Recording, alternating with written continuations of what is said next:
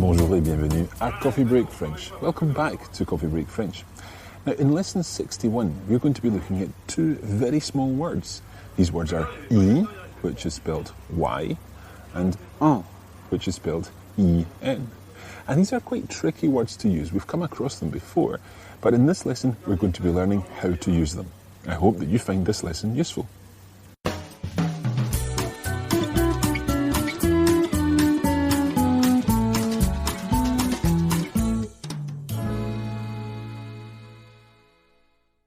Alors, Anna, qu'est-ce que tu as fait cette semaine? Cette semaine, je suis allée en Allemagne. En Allemagne? Très bien, c'est pas mal ça. Alors, tu es allé avec qui? Je suis allée avec mon frère et ma sœur. Très bien. Et qu'est-ce que vous avez fait en Allemagne? Nous avons fait beaucoup de choses. Nous sommes allés à un concert. Un concert? Oui. De qui? De Morrissey. Ah bon? Vous aimez donc la musique de Morrissey? Oui, nous aimons Morrissey beaucoup. Très bien. Okay. I hope everybody was following that. Anna's obviously been to Germany to a concert, a Morrissey concert. Now, we were talking about what Anna had done in Germany. Qu'est-ce que tu as fait en Allemagne? Okay, what have you done or what did you do using the perfect tense? Now, I'm going to change this slightly and I'm going to ask Anna, qu'est-ce que tu y as fait? Qu'est-ce que tu y as fait? Now, that E in there is a tiny little word. It's spelt Y, just Y on its own, and it means there. So, qu'est-ce que tu y as fait? What did you do there? So, Anna, qu'est-ce que tu y as fait? Okay, so do you want me to include E in my answer? Okay, try, yeah, if you can do that. Try saying, we did lots of things there. Okay, so would it be nous y avons fait beaucoup de choses? Très bien. Nous y avons fait beaucoup de choses. So the y comes before the verb. In this case, the auxiliary verb, avoir. Nous y avons fait beaucoup de choses. Now, in actual fact, y virtually always comes before the verb when you're stating a normal fact. For example, j'y vais tous les vendredis. What would that mean? J'y vais tous les vendredis. I go there every Friday. Yeah, I go there. J'y vais. In English, the there comes after the verb. But in French, j'y vais, J apostrophe Y, vais, tous les vendredis. I go there every Friday. Now, in English, we sometimes don't translate the I. We could just say, I go every Friday. For example, je vais au cinéma tous les vendredis. I go to the cinema every Friday. J'y vais tous les vendredis. I go there every Friday. In English, we tend not to say I go there every Friday. We would just say I go every Friday. So E sometimes isn't translated. But it's a very useful word because it replaces something else. It replaces the place. And since the place is normally a noun, for example, the cinema or Germany, then E stands for the noun. It's therefore another pronoun. We've come across many types of pronouns so far in Coffee Break French. This time we're looking at the pronoun I. Let's put this to the test a little, Anna.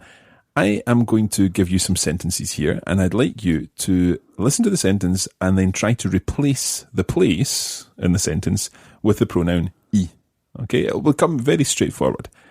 Let's begin with Je vais à l'école demain. So, can you replace the place in there with I? Okay, so you would say j'y vais demain. Exactly. So you're taking out à l'école, to the school, and replacing it with I, to there. J'y vais demain. Je vais à l'école demain. J'y vais demain. Okay, try another one. Nous allons en France la semaine prochaine.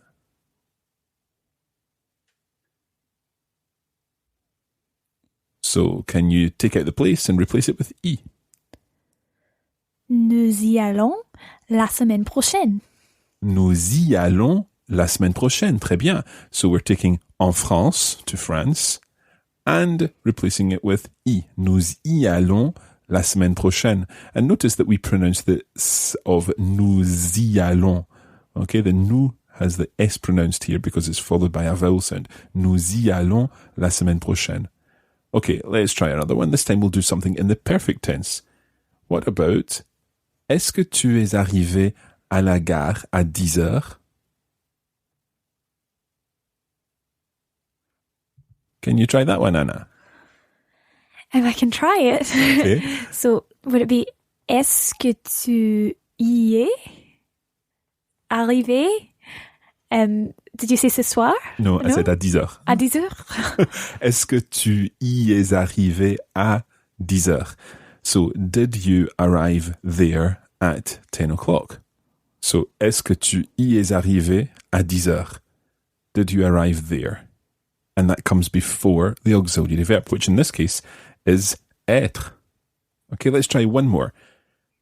J'ai fait mes devoirs dans le jardin ce matin.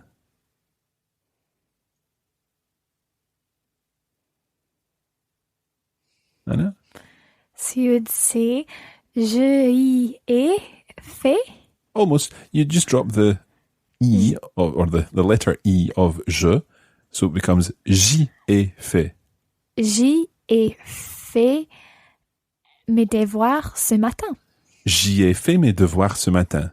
Okay, so just to go over that, je drops the letter E and it becomes J apostrophe Y. J'y ai fait mes devoirs. J'y ai fait mes devoirs. J'y ai fait mes devoirs. Okay, so E is replacing a place. Okay, is that clear? Yeah? Yes. And you've also got to remember that that place sometimes isn't translated in English. It's just not said. That whole idea of j'y vais tous les vendredis. I go every Friday, as in I go there every Friday. Now, before we leave E, I'd like to cover one other thing. And this actually came from an email that somebody sent us this week. At the beginning of most of the lessons, we say allons-y. Allons-y. Now, allons-y, we know just as a phrase that means, yeah, let's go. However, we now know that allons-y means let's go there. Okay, and it's another example of when we don't actually translate the E. We don't really say when we're about to start the lesson, let's go there. It sounds a little bit strange if we said, let's go there. Where are we going? But in French, allons-y just means let's go. This E exists, but we don't translate it. So, allons-y. Allons-y. And exactly the same thing happens with the other type of imperative, that's the command form. If I say, vas-y. Vas-y. I'm really saying go there, but we don't translate the E as there. We would translate vas-y, or the polite form allez-y, as on you go. Just like allons-y means let's go, let's get to it. So, 3 other examples of the use of E. Allons-y. Allons-y. Let's go. Vas-y. Vas-y. Which means on you go in the informal form, the singular form. And allez-y. Allez-y. The formal or the plural form of on you go. Allez-y. Allez-y. Now, imagine the situation. You're standing perhaps outside a shop and there's a few people wanting to get into the shop. If you stand back and let someone else in, you could say, allez-y, madame, allez-y, monsieur. Allez-y, madame. Allez-y, monsieur. And that means on you go, sir, or on you go, madam. And it's very natural to use it there. But literally what we're saying is, go there, sir. Go there, madam. It sounds a little strange when we translate it like that. So just get used to allez-y, vas-y, and allons-y. Now, we can't talk about E without talking about the other small pronoun that is very often associated with E. And that other pronoun is en. En. Now, that's spelled E-N, en. En. And we already have encountered that word a number of times. For example, je vais en France. Je vais en France. So it can mean in and it can mean to, but when it's used as a pronoun, it is another of these words that's not really translated, and it's something that you just have to get used to using. Let's think of it in terms of food. If you want some bread, I could ask you, tu veux du pain? Tu veux du pain? Now I'm saying du pain, the partitive article that we've come across a number of times before. Tu veux du pain? Tu veux du pain? Now, if I'm holding the bread in my hand and I'm saying, do you want some bread? I could equally say, because Anna, you can see that I'm holding the bread in my hand, I could equally say, do you want some of this or some of it? Tu en veux? Tu en veux? So the en is referring to the bread. Do you want some of it? Okay, do you want some of this? Tu en veux? Tu en veux? And notice how it runs together with the tu there when you're saying it quickly. Tu en veux? Tu en veux? So Anna, how would you say, yes, I want some of it, talking about the bread? I would say, oui, j'en veux. Très bien. The je drops its e and it becomes J apostrophe and it becomes j'en veux. J'en veux. I want some of it, referring to the bread. Now, let's suppose we were talking about the ice cream. If I wanted to ask you, do you want some ice cream? Tu veux de la glace? Tu veux de la glace? And even though this is la glace, de la glace, it's feminine this time, I could equally say, tu en veux? Do you want some of it? Tu en veux? So, Anna, how would you say, yes, I want some ice cream? Oui, je veux de la glace. Or I want some of it, referring to the ice cream. Oui, j'en veux. Yeah. So en doesn't change regardless of whether it's masculine or feminine or plural things that we're talking about. It's I want some of it, I want some of them, or depending on what it is you're referring to. Now, just like with e, we tend not to translate the en. So rather than saying, yes, I want some of it, if you've just offered me some ice cream, I would just say, yes, I want some. Okay? We don't need to say the of it. Oui, j'en veux. Oui, j'en veux. Now, I'm actually thinking back to last summer when we were in Pornic, filming and recording some material for Coffee Break French, and we went to a place called the Fraiseret. Now, this is a kind of strawberry shop, but it's actually a place that made lovely ice cream. And I remember the lady in the shop offering me some of the fantastic strawberry ice cream that had just come fresh from the freezer or wherever it comes from. And she said, vous en voulez un petit peu? Vous en voulez un petit peu? So do you want a little? Vous en voulez? So she had the en in there. Vous en voulez un petit peu? Vous en voulez un petit peu? And I'm sure at the time I said, oui, j'en veux, merci. Yes, I do want some of it. Thanks. So, en is a really useful word, and it's another of these words that stands for something else. It's a pronoun. In this case, it means of it or of them. Now, Anna, can you remember what the word penser means? Penser means to think. That's right. So, for example, I could ask you, qu'est-ce que tu en penses? So, would that mean, what do you think of it? Yeah, exactly. So, if we were talking about a film that you've seen recently, then we could say, alors, le film, qu'est-ce que tu en penses? Okay. Qu'est-ce que tu en penses? Qu'est-ce que tu en penses? So, where is the en coming? It's coming before the verb. Exactly. And if I were to say, what did you think of it? As in the film that you saw last night, what did you think of it? So it would be, qu'est-ce que tu en as pensé? Très bien. Qu'est-ce que tu en as pensé? Qu'est-ce que tu en as pensé? Très bien. So, en here means of it. Again, qu'est-ce que tu en as pensé? What did you think of it? Qu'est-ce que tu en penses? What do you think of it? Now, another example of en would be when we're talking about what there is in the town. If, for example, I say, dans la ville où j'habite, il y a un supermarché. What does that mean? In the town where I live, there is a supermarket. Yeah, don't worry, I'm not going to sing. Dans la ville où j'habite, il y a un supermarché. Now let's think of that il y a. Just a moment. Il y a.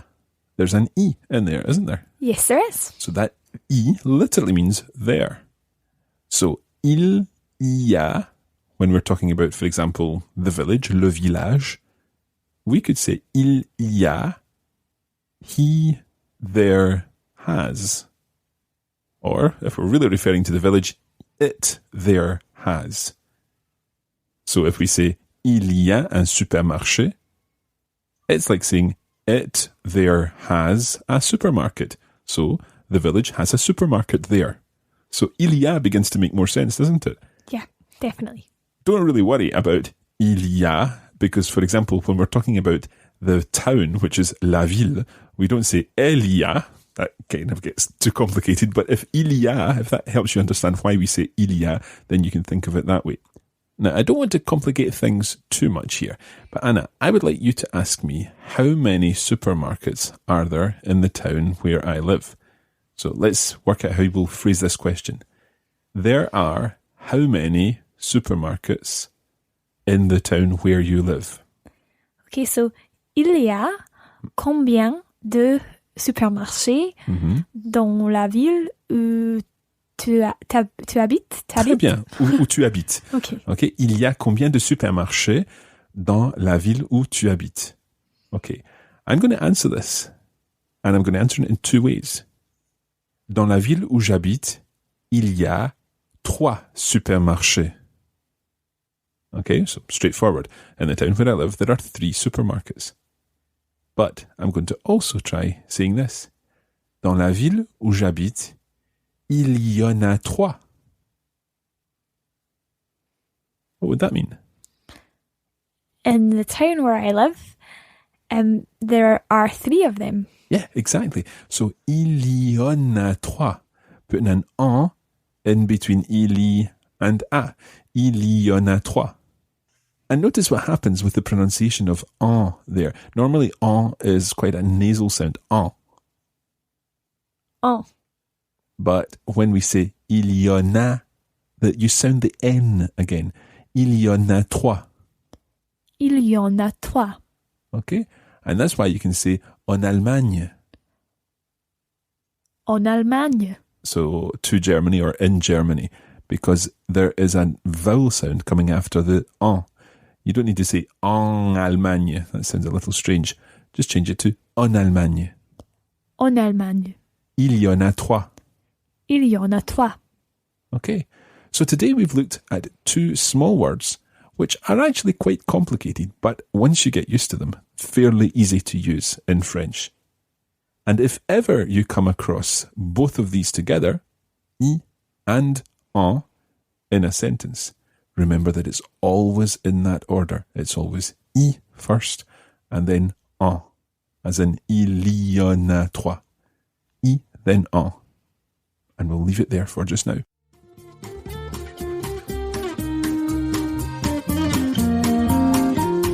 And that's where we're going to leave it today for this edition of Coffee Break French. Thanks for joining us, and we hope it's been useful. You can join the Coffee Break French community on Facebook at facebook.com/coffeebreakfrench, and we're at Learn French on Twitter. Merci beaucoup et à bientôt.